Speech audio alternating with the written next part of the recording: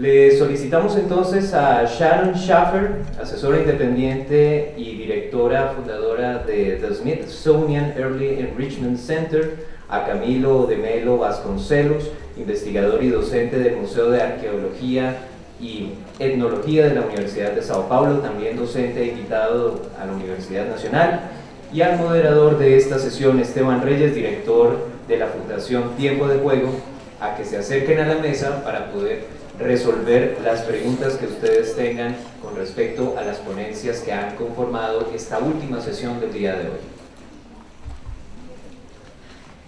Bueno, antes de abrir a preguntas, quisiera como recapitular brevemente las ponencias de los tres panelistas del día de hoy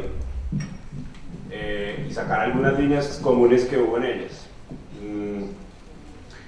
Empiezo por Camilo de Melo Vasconcelos, que tal vez hizo la presentación más genérica de todas, presentando desde la museología cómo se ha presentado un cambio de paradigma y cómo se ha presentado un proceso de democratización de los museos, un proceso, digamos, de bajar la cultura también de unos espacios totalmente elitizados a abrirlos a nuevas poblaciones, un proceso de generar inclusión en el cual entran los niños recientemente, digamos, en el siglo XX. Se suele decir primero los niños, y creo que los procesos históricos siempre demuestran que los niños son los últimos en llegar a muchos de los espacios de participación, de cultura. Camilo nos presenta ese panorama general de cómo, para hacer esto, los museos también pasan de ser lo que se llama museos hands-off, o museos en los que el espectador está totalmente alejado, digamos, de la obra, a museos hands-on, en los que se generan espacios de participación directa, de interacción con los objetos y artefactos de los museos. Esto, digamos, da pie también con la experiencia de Camilo en el proyecto Girasol en la comunidad de Sao Remo, donde se trabajó con población infantil, también con población indígena y con población inmigrante, poblaciones, digamos, que tradicionalmente han estado excluidas, cómo el museo se puede convertir en un espacio de inclusión para poblaciones tradicionalmente excluidas. La ponencia de Sharon Schaffer retoma también, digamos, esta misma idea, enfocándola específicamente a algo en lo cual ella tiene más de 25 años de experiencia, que es involucrar a las poblaciones a la primera infancia en este tipo de procesos de los museos. La pregunta central que plantea Sharon es: ¿cuáles son los retos que eso le impone al museo? ¿Qué debe hacer el museo para asumir el reto de vincular a los niños? Y nos sugiere ella que con los avances de las ciencias cognitivas, con los avances de la neurociencia, de la psicología constructivista, se empieza a comprender el comportamiento de los niños, las etapas de desarrollo, las formas de desarrollo, y que el museo puede hacer uso de esas ciencias, como lo viene haciendo y como lo viene haciendo la experiencia del Smithsonian, entre otras muchas, puede hacer uso de esas ciencias para ofrecer alternativas culturales que vinculen activamente a los niños. Y ella nos habla de varias formas, entre ellas la metodología, digamos, de las lecciones de objetos, lecciones de cosas, en donde el aprendizaje que pueden derivar los niños de un objeto es enorme y es múltiple. De un objeto se pueden hacer analogías, de un objeto se pueden llegar a otros mundos, se pueden llegar a otros objetos y se puede generar toda una fuente de conocimiento.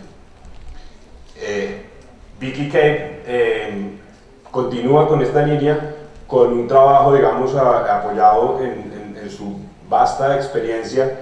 Vicky ha trabajado en proyectos en Taiwán, en Siria, en India, en Australia, en Dublín, con museos de infancia, y tiene, como se ve en la presentación, una grandísima experiencia en temas prácticos de cómo implementar metodologías efectivas para hacer de los museos una experiencia transformadora, por así decirlo, para los niños. Y nos da bastantes sugerencias muy útiles que retoman todo lo que venían sugiriendo Camilo y Sharon, y lo puntualizan en estrategias muy concretas.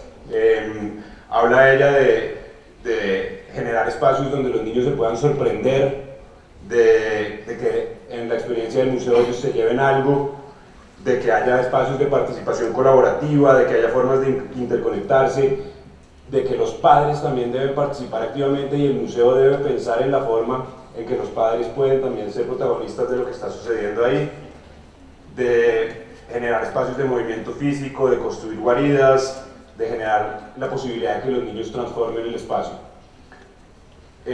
En común tienen todas las presentaciones esa preocupación, una preocupación que además es contemporánea, como lo es también la historia de la infancia, como lo es el rol protagónico del niño rey, que se habla, el concepto también del siglo XX, el niño rey como el niño que está en el centro, digamos, de las acciones y de las sociedades, y los retos y preguntas que como sociedad eso nos plantea. Quisiera simplemente traer eso a colación acá en el caso de Colombia. Colombia tiene el Museo de la Infancia, el Museo de los Niños, perdón, es el segundo museo de su especie en América Latina. Se fundó en 1986, después del Museo de Caracas, que fue el primero, fundado como cinco años antes. Y pone de presente que como sociedad en Colombia también nos estamos haciendo las mismas preguntas y que estos paradigmas, digamos, son de alguna manera paradigmas muy universales. La exposición que se abre mañana da cuenta de ello. Los niños que fuimos huellas de la infancia en Colombia, una exposición que retrasa, digamos, la historia de la infancia en Colombia. Creo que es un testimonio riquísimo y es una oportunidad muy grande para nosotros de algo que no se había presentado en Colombia, de tener realmente un proceso, digamos, historiográfico a través de imágenes, de objetos que recuenten lo que ha sido la infancia en Colombia. Entonces, pues agradezco a los organizadores también la generación de estos espacios y los invito a todos a participar del museo. Bueno, sin más, procedo a leer algunas de las preguntas. Empiezo por una que es para los dos ponentes, para Camilo y para Sharon. ¿Qué hacen en los museos de Brasil y de Estados Unidos por los niños que tienen discapacidad física o discapacidad mental? I think that museums are just beginning to really understand how to work with children who have special needs. But if you think about it, the practice of giving objects and tactile experiences are the same kinds of experiences that you would want to use with children with special needs. And so a lot of those things that we're doing in early childhood work well with children with special needs. And so I think that there is that opening. I know that our museums at the Smithsonian are beginning to develop programs for autistic children. They certainly have programs in museums. I know at the Philadelphia Museum of Art they've had programs for people of all ages who are blind in terms of creating sculpture and things like that. And so I think that there are programs out there, but just like serving this younger audience is relatively new to traditional museums, I think we need to do more with serving children who have special needs.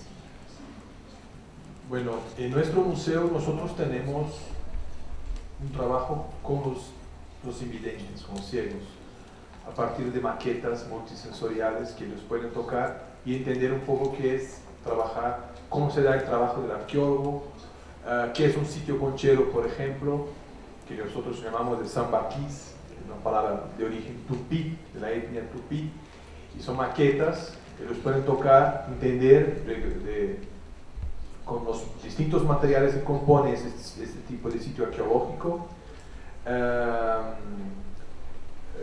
y además junto con las maquetas va un material sobre qué es la arqueología brasileña, escrito por un arqueólogo, y que es un material en braille, dice acá, en braille y en letras más grandes, ¿no?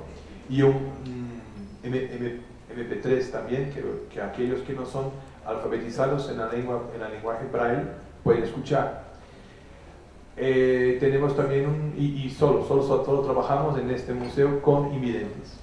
No tenemos un programa para discapacitados mentales. Pero la Pinacoteca del Estado, que es el más antiguo museo de artes de São Paulo, tiene un programa muy interesante que se llama Programa Especial para Públicos Especiales. Y ahí sí trabajan con los ciegos, los sordos mudos, también con discapacitados mentales, a partir de maquetas multisensoriales, y tuvieron la suerte de cuando hubo una exposición sobre Rodin en la Pinacoteca, la Pinacoteca, el banco que financió la avenida de la exposición de Rodin, y un banco compró 4 esculturas de Rodin, y ahí están esas esculturas solamente para el público invidente, ¿no? Entonces es un proceso que la Pinacoteca desarrolla, y es un proceso muy interesante de trabajar con discapacitados mentales y sordos mudos y discapacitados múltiples en esta institución. Veo que la pregunta fue muy recurrente, de hecho, después viendo los papeles, varios preguntaban también por la población en condiciones de discapacidad. Otra pregunta que también veo que está presente en varios de los papeles tiene que ver con el tema de financiación, y es la preocupación por, en el caso de ustedes, cómo se han financiado estos proyectos, e incluso alguno de los participantes pregunta si tendrían sugerencias para el caso colombiano de cómo obtener financiación para proyectos de esta naturaleza que generalmente no atraen el interés, digamos, de las grandes empresas o de los estamentos que suelen financiar este tipo de iniciativas. I think financing is a problem for everyone, and you might think that the United States, with all of its, wealth and everything that it seems to have, that there wouldn't be a problem with money, but yet there is. Museums are privately financed for the most part, and when they are interested in doing a project, they have to find funding for that. And so it's going out to local foundations, to other organizations, and even some of the national foundations, but you have to meet certain criteria. And so the monies spent are going to be spent, I would imagine, primarily within the United States, which doesn't help you at all. But it's very difficult to find funding, so I really empathize with that. We often feel as though we have really, really worthy projects where we're serving low-income children. I've worked with low-income children after Hurricane Katrina in New Orleans, and people who had lost everything, and yet trying to develop programs to connect them to the art museum as a safe place to be and a way to rebuild the community. But it's very, very difficult. The banks often are funding, like PNC. I don't know what your banks do in terms of funding, but some of our banks have been very, supportive in funding programs.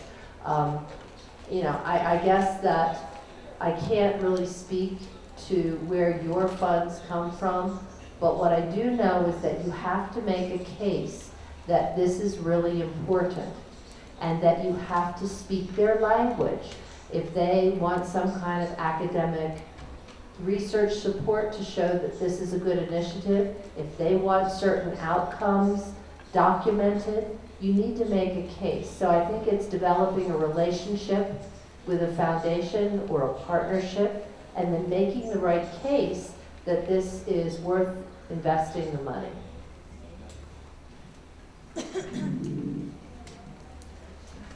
Bueno, en nuestro país, a partir de 2003, con la victoria de Lula, hubo cambios muy positivos en relación a la política museológica, incluso con la creación de la Política Nacional de Museos, y que llevó en 2008 a la creación del Instituto Brasileño de Museos, el IBRAM, que pertenece al Ministerio de Cultura.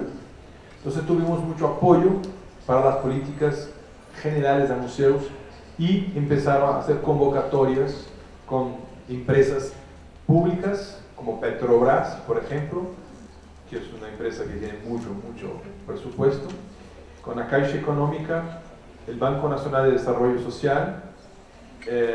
A cada 2 años abren convocatorias para todos los museos, incluso los museos universitarios, para concurrir a proyectos expositivos, proyectos educativos, preservación de colecciones, documentación de acervos, pero hay que concurrir, hay que hacer proyectos y concurrir con todos los otros museos del Brasil. Tenemos más o menos 3.000 museos en Brasil, y hay una forma de apoyar a los museos más pobres, que son los museos del norte y noreste. Entonces 30% de este presupuesto ya está dedicado a los museos de los estados más pobres de la nación. Y también tenemos fondos privados, que son muy importantes. Por ejemplo, tuvimos una fundación de nombre VITE, que financiaba proyectos también en el área museológica en Brasil, Argentina y Chile. Era una institución de fondo privado, que había un fondo solamente para política de museos. Desgraciadamente la fundación no existe más, hace 4 años se acabó, pero esos bancos nos financian proyectos, y en el ámbito de la universidad tenemos una rectoría de cultura y extensión que acaba de abrir para los museos y las colecciones museológicas de la Universidad de São Paulo una convocatoria de un total de 10 millones de dólares para que toda la universidad pueda concurrir y presentar sus proyectos, que son analizados y aprobados de acuerdo con sus competencias, ¿no? Ese es el general. Pero esto fue una lucha muy grande de los profesionales de museos. En el ámbito de la cultura, de la política del Ministerio de Cultura, los museos siempre eran vistos como instituciones menores, de menor importancia. Y esto cambió mucho desde de la gestión de nuestro cantante, ministro de Cultura, Gilberto Gil, y con la victoria de Lula. Entonces esto seguimos ahora con Dilma también, pero esto es muy reciente. Eso no es una receta, pero es una conjuntura muy positiva que tuvimos a partir de 2003. En el caso de Colombia mencionaría solamente, hermano, en el tema de las cajas de compensación familiar, que generalmente están apropiándose de estos procesos, que tienen grandes recursos. El Museo de los Niños actualmente es gestionado por una de las cajas de compensación familiar. Pero en Bogotá. Aparte pues de otras posibilidades, pues como las que nos sugieren. Otra pregunta, ¿cómo generar procesos de socialización con las familias, los niños y la institución, y con las comunidades educativas del sector, de los sectores aledaños y de los sectores que participan en la cercanía del museo?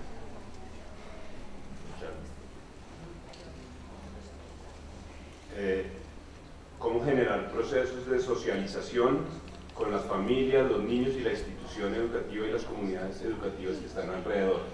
¿Cómo vincular a todos estos actores en torno al museo?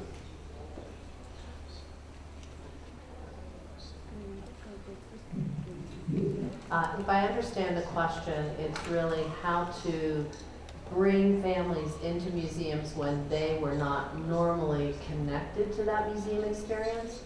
I think that in the United States, families are welcome to museums periodically if it's a new encounter. So for example, the museum may have a family day and send out, really put out marketing, that PR that invites families. They'll make it free. They'll have, certain days of the month that are free for families. They'll advertise it. They'll go through whatever kind of communication works with reaching people who would not normally hear about it. They can't just go to the members that are part of the members of their museum, because you're not going to reach other people.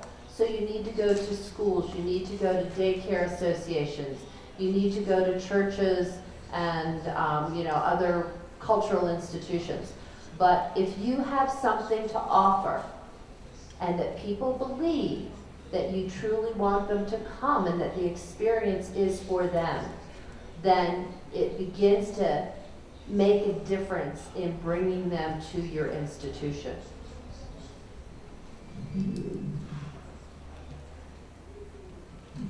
Bueno, en Brasil, la mayoría de los museos son visitados básicamente por las escuelas. O sea, tenemos una relación muy cercana con la enseñanza formal, y pocos museos están haciendo proyectos específicos para las familias.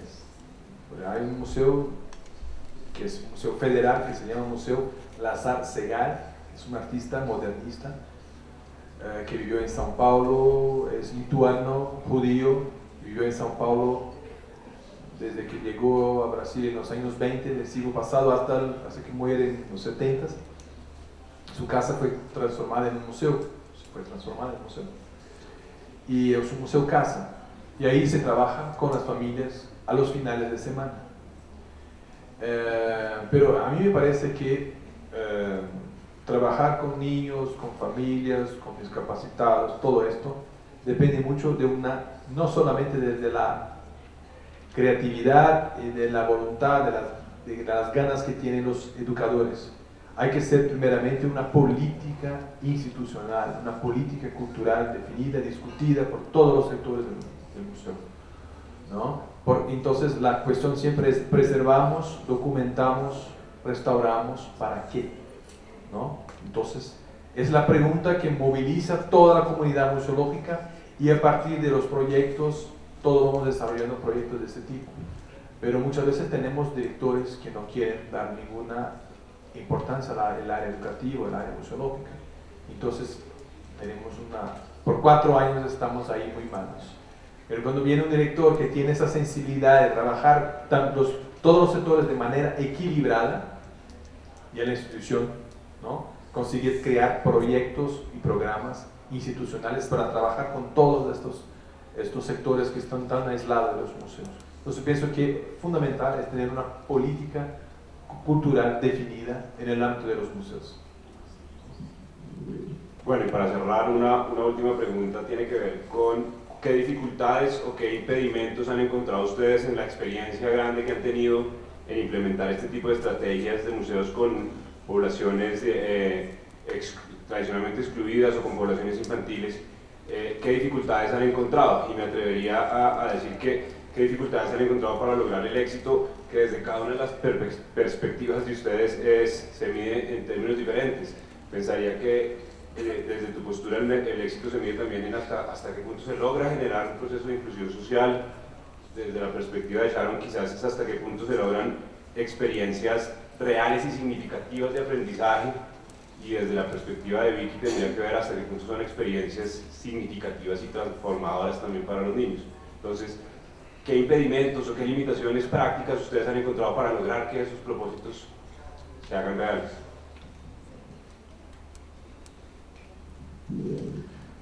There certainly are challenges, and in 1988, when I was hired to, found the program, I believe that the vast majority of professionals in traditional museums were not interested in having young children in the museum. There remained that elitist perspective that museums were for the academics, for the scholar, for the upper echelon, but certainly what would you do with young children in an art museum? And that was the attitude. I think that we are changing that culture on a lot of levels between some of the things I talked about, brain research in the media and successful programs. But it's still one of the greatest challenges is getting the support from people who make the decisions in the museums. And so, as Camilo said, once you find somebody who's going to support education on a variety of levels and be an advocate for children, that's really important. And I think I'll end this with kind of a little story about a group of children in the United States. We have a program called Head Start, which serves low-income, at-risk children. And we were able to fund a very small program with a group of Head Start children and taking them into the Corcoran Gallery of Art, an art museum that's been around for a long time but didn't really have young children visiting. Well, the children from the Head Start program had never been to a museum. Their parents had never been to a museum, and we really talked a lot about what a museum is and what, and then before we went to visit. And one little boy and these were 3- and 4-year-olds, one little boy who really didn't function particularly well in the classroom.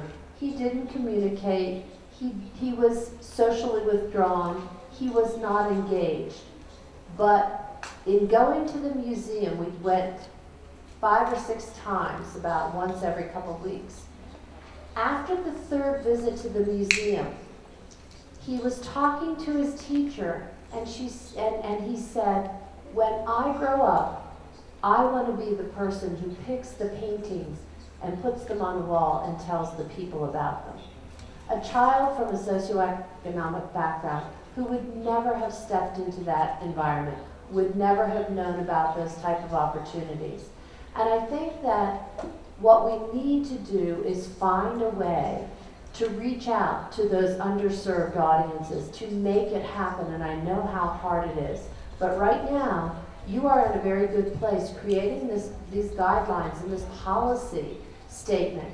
So finding a way to be inclusive and to reach out, to change people's lives, and I think that's what it's about.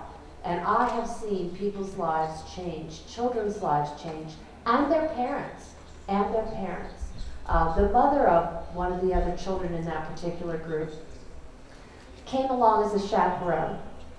And when I interviewed her, because I was doing some research at the time for my doctorate, I asked her about what she found to be the most special aspect of the program. What were the strengths, what were the weaknesses? And she said that she believed that this experience in the museums was broadening her daughter's horizons, helping build vocabulary, opening her eyes to other worlds, helping her see the world in a different way. And the only thing that she was sad about, the mother, was that her older daughter had not been able to participate because she was no longer in the program. She said, but I have a plan. She said, I'm talking to my husband and asking if we can bring the whole family to the museum. So we can change people's lives. And it's not always touching everybody's life initially, but it's one by one. And I think that we make a difference when we reach out to these underserved populations. So I would encourage you to incorporate it into your policy.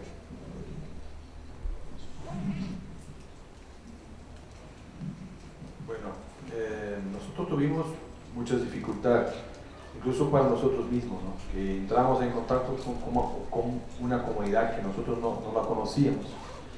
Y también convencer a los investigadores, arqueólogos, etnólogos, que el museo tenía un compromiso social, una función social a exigir, porque somos una universidad pública, somos un museo público. Entonces debemos estar abiertos a cualquier tipo de públicos. Y esto es una tensión, siempre hay una tensión en los museos universitarios entre la investigación y la museología o los sectores educativos. Siempre una tensión que dice respecto a los investigadores que piensan que las actividades más importantes son, dice respecto a la curaduría de las colecciones, ¿no? Y como somos un museo que tiene dos programas de posgrado, uno de arqueología y otro que acabamos de crear de museología, reuniendo los 4 museos de la universidad en un formato muy interesante: arte contemporáneo, arqueología y etnología, museo de historia y museo de zoología. Estamos intentando entonces crear futuros profesionales más capacitados y en términos de reforzar la cuestión de una museología social, reforzar los aspectos de la función social de los museos.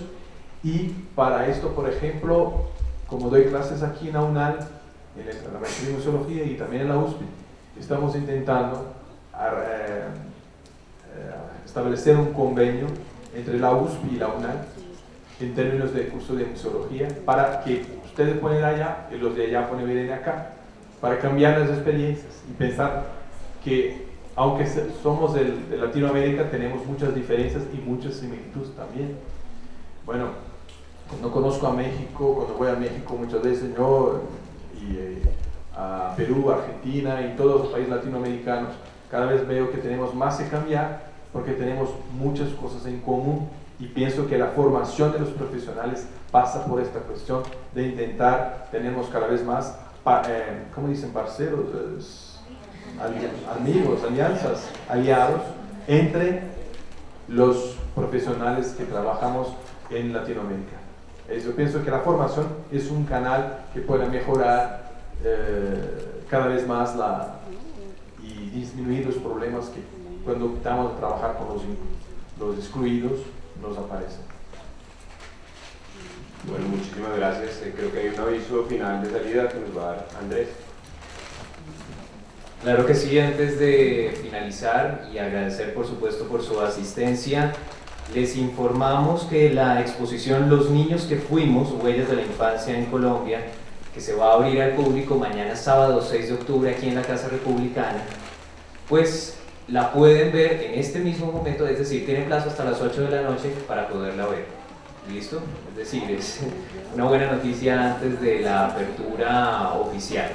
Ahora sí, agradecemos a nuestros ponentes que nos acompañaron en las 2 sesiones de hoy de la 16ª Cátedra de Historia Ernesto Restrepo Tirado, dedicada este año a primera infancia y participación en ámbitos culturales, historia, experiencias y desafíos.